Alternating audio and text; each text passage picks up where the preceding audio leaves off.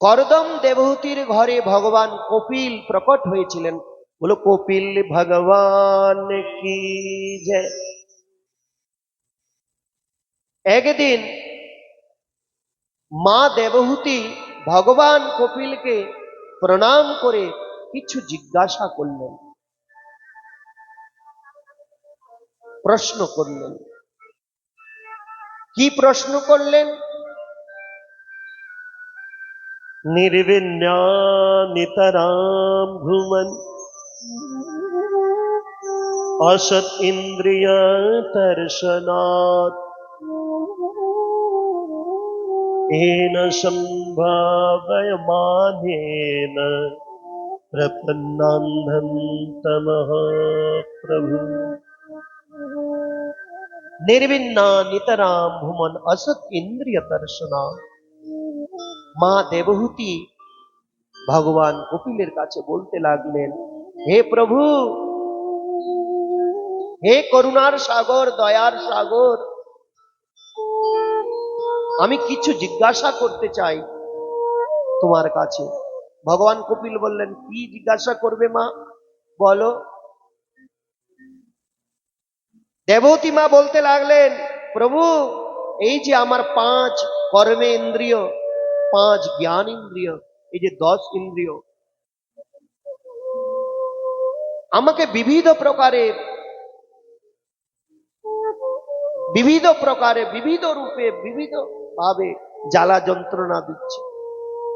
আমার কান চাচ্ছে জাগতিক ফিল্মি গান শুনতে, আমার চোখ চাচ্ছে ফিল্ম দেখতে, সিনেমা দেখতে, থিয়েটার দেখতে, আমার জিহ্বা বিবিধ রসের স্বাদ নেওয়ার জন্য সবসময় প্রস্তুত থাকে। আমার হাত অকাজ কুকাজ করতে চাচ্ছে, আমার পা অজায়গায় কুজায়গায় যেতে চাচ্ছে। বিবিধ প্রকারে এরা আমাকে টানছে। এদের ইচ্ছা পুরা করতে করতে করতে করতে আমি ক্লান্ত হয়ে গেছি প্রভু, ক্লান্ত হয়ে গেছি। হে প্রভু, এই যে আমাদের ভিতরে যে 5 কর্মেন্দ্রিয়, 5 জ্ঞান ইন্দ্রিয় যে রয়েছে, এ তো তুমি সৃষ্টি করেছো, তাহলে আমাদেরকে এত যন্ত্রণা দিচ্ছে কেন? তখন ভগবান কপিল বললেন, মানে উত্তর দিতে লাগলেন, চেতঃ খলবস্য বন্ধায় মুক্তয়ে চাত্মনো মতং গুণেষু শক্তং বন্ধায় রতং বা পুংসি মুক্তয়ে। চেতঃ খলবস্য বন্ধায় মুক্তয়ে চাত্মনো মতং গুণেষু শক্তং বন্ধায় রতং বা পুংসি মুক্তয়ে। ভগবান কপিল বললেন, হে মা,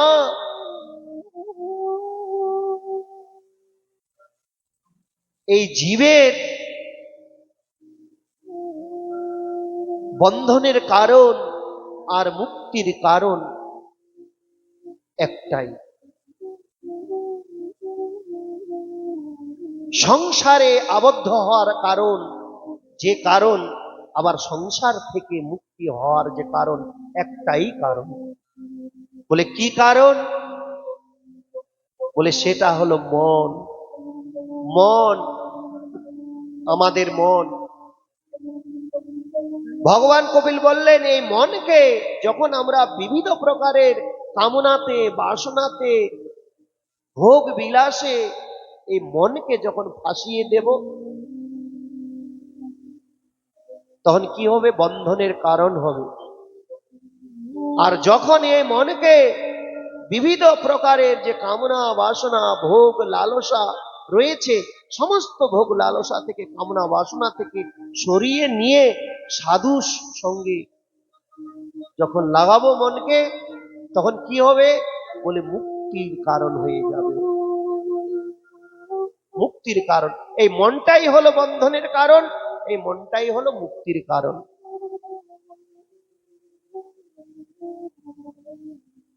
সমস্ত প্রকারের ভোগ বিলাস কামনা বাসনা থেকে যদি মনটাকে সরিয়ে নিয়ে সাধু সঙ্গে লাগানো যায়, মুক্তির দরজা খুলে যায়।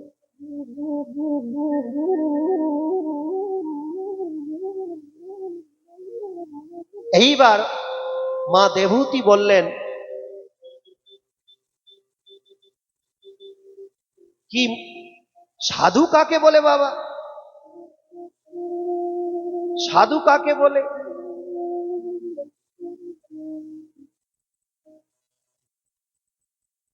বলে সাধু, এবার সাধুর লক্ষণ আপনারা ধ্যান দিয়ে শ্রবণ করবেন। সাধু কাকে বলে? ভগবান কপিল বললেন, তিতিক্ষবঃ কারুণিকাঃ সুহৃদঃ সর্বদেহিনাম অজাত শত্রবঃ শান্তাঃ সাধবঃ সাধুভূষণাঃ। সাধু হবেন তিতিক্ষু। তিতিক্ষু মানে কোনো কিছুর আশা আকাঙ্ক্ষা করবেন না, তিতিক্ষু তাকে বলা হয়। কারুণিকা, করুণাবান হবেন, দয়াবান হবেন, সমস্ত জীবের প্রতি দয়া করবেন, করুণা করবেন, করুণার সাগর। সুহৃদঃ সর্বদেহিনাম, সবারই ভালো করবেন, সবার এই মঙ্গল চাবেন, কারো ক্ষতি চাবেন না সাধু। শান্তাঃ, শান্ত স্বভাবের হবেন সাধু। এই হচ্ছে সাধুর ভূষণ। সাধুর ভূষণ শুধু তিলক আর মালা নয়, লাল কাপড় সাদা কাপড় শুধু নয়, সাধুর ভূষণ হলো তিতিক্ষবঃ কারুণিকাঃ সুহৃদঃ সর্বদেহিনাম। সাধুকে তিতিক্ষু হতে হবে, কারুণিকা হতে হবে, করুণাবান হতে হবে, সমস্ত জীবের প্রতি করুণা করতে হবে, সবারে মঙ্গল চাবে সাধু। এবং মায় অনন্যেন ভাবেন ভক্তিম কুর্বন্তিম এ দৃঢ়াম মাৎকৃতে ত্বক্ত কর্মানস ত্বক্ত স্বজন বান্ধবা। আমার অনন্য ভাবে চিন্তন করবে, মানে সাধু ভগবানের অনন্য ভাবে চিন্তন করবে, ভজন করবে, এবং ভগবানের ভজনের জন্য সে সমস্ত প্রকারের বিষয় বাসনা আত্মীয় স্বজনকে সে ছেড়ে দিতে বাধ্য হবে। তার যদি ভজনের পথে যদি কেউ বাধা হয়ে দাঁড়ায়,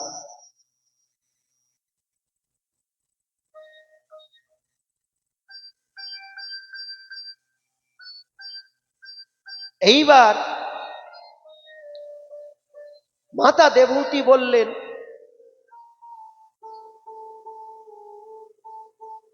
তাহলে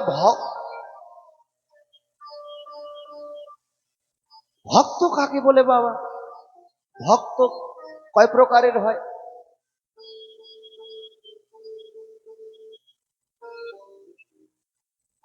এবার ভগবান কপিল বলতে লাগলেন, এতা বাণীব লোকেস্মিনি পুংসাম নিঃশ্রেয়সোদয় তীব্রেণ ভক্তি যোগেন মায়ের অর্পিতম স্থিরম।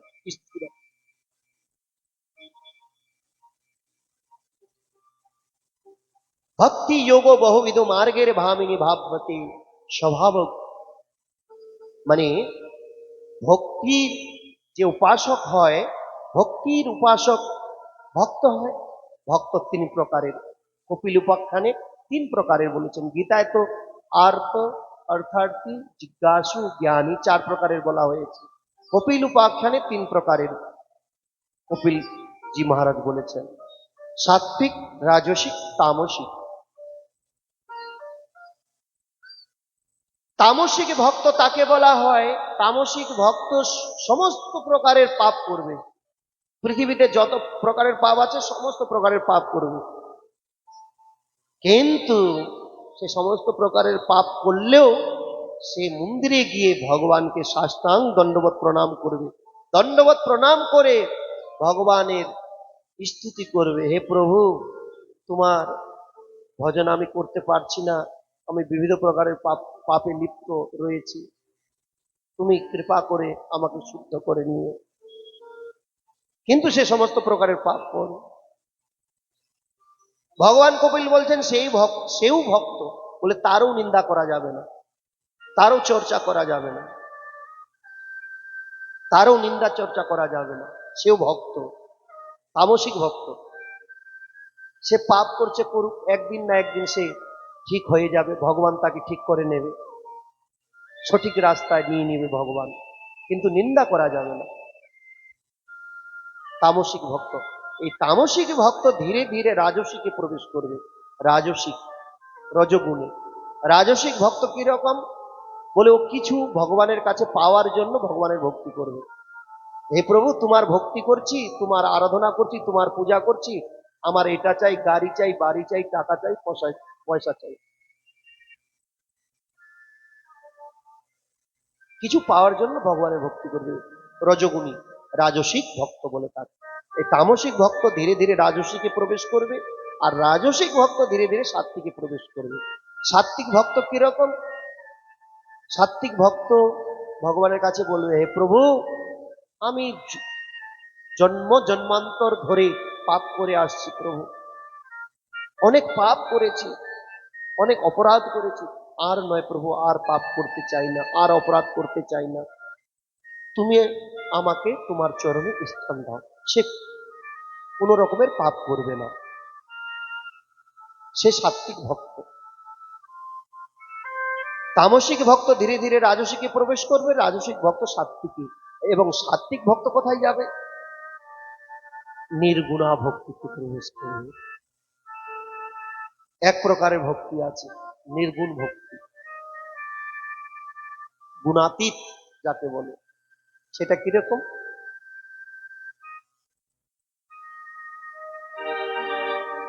सिया राम मय सिया राम मय सब जग जानी, करहु प्रणाम जोरी जुग पानी। ओ सिया राम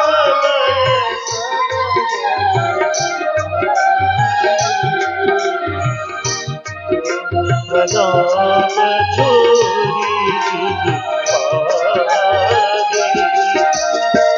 मंगल भवनय मंगल हारी, उमा सहिति जहि जपत पुजारी। सिया राम मय सब जग जानी, करहु प्रणाम जोरी जुग पानी। আহা, তুলসীদাস গোস্বামী এত সুন্দর বলেছেন। এ হলো নির্গুণা, গুণাতীত ভক্ত। গুণাতীত ভক্ত সবাইকে প্রণাম করবে, সে জলকেও প্রণাম করবে, স্থলকেও প্রণাম করবে, পাপীকেও প্রণাম করবে, সাধুকেও প্রণাম করবে। সে সবার মধ্যে ভগবানকে দর্শন করবে, বলে সবার হৃদয়ে ভগবান রয়েছে।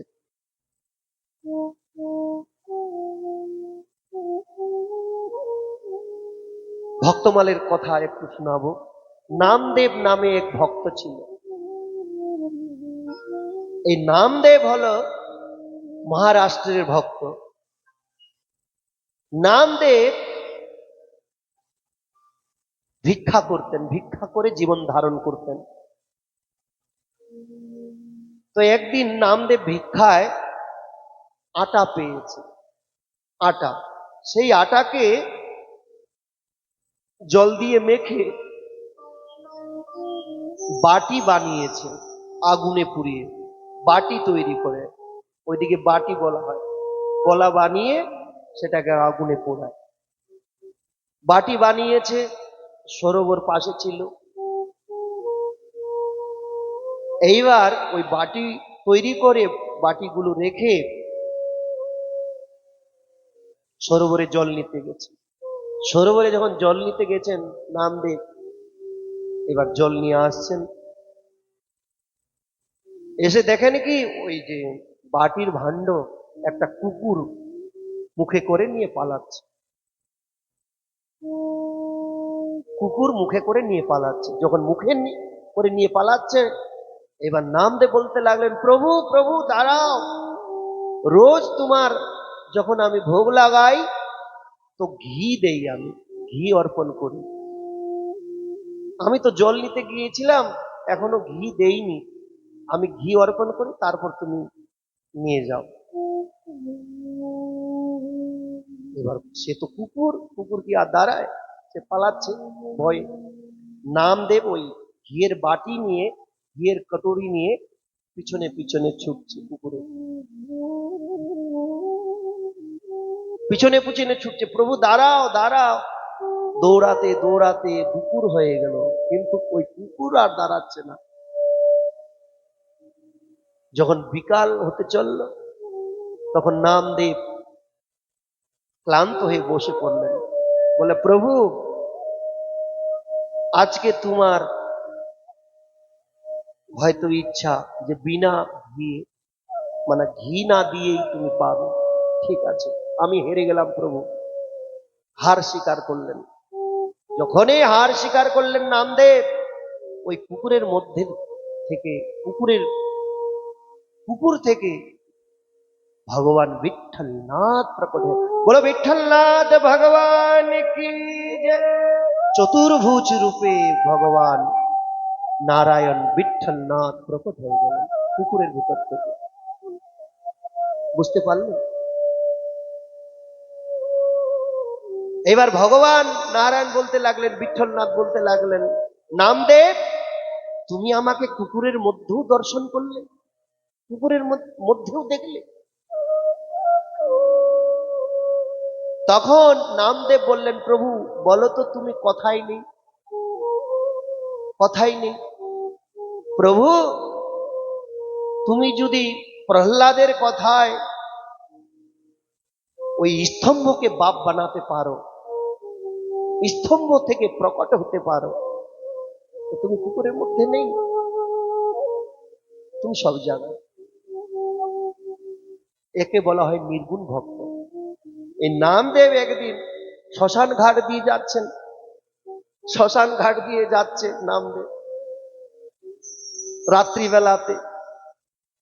এইবার ভূত ভয় দেখানোর জন্য বিবিধ প্রকারের আওয়াজ বের করছে, বিবিধ প্রকারের রূপ ধারণ করে নামদেবকে ভয় দেখাচ্ছে। নামদেব ভয় পাচ্ছেন না, সে তো ভগবানের হরে কৃষ্ণ নাম জপ করছে, সে ভগবানের নামে মস্ত। আসুন আমরাও একটু ভগবানের কীর্তন করি।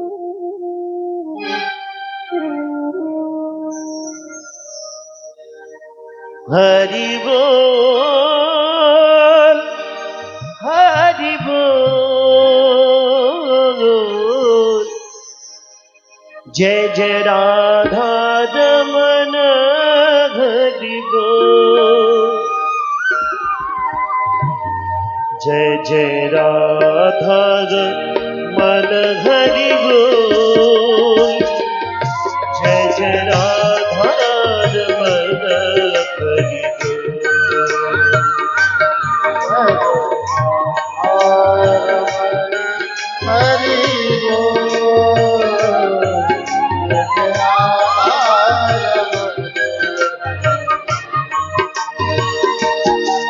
जय जय राधा रमन, जय जय राधा रमन,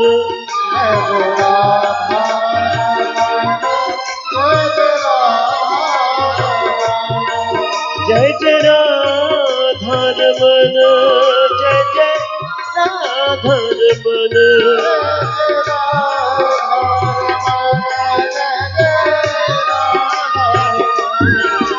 जय राधा रमन हरि बोल रे, जय जय राधा रमन हरि बोल, जय जय हरि बोल, जय हरि बोल।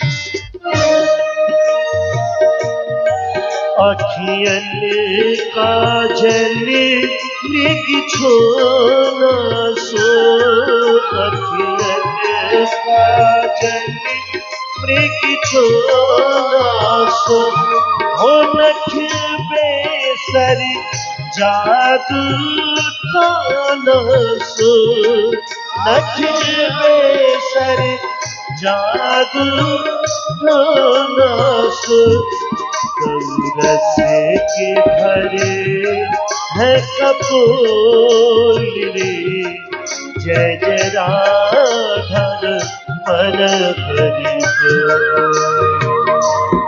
जय जय राधा मन हरि बोल रे, जय जय राधा मन हरि बोल। बोलो राधा रमन लाल भगवान की जय। নামদেব কীর্তন করছেন, ভূত দেখে ভয় পাচ্ছেন না, তখন ভূত থেকে ভগবান নারায়ণ প্রকট হলেন।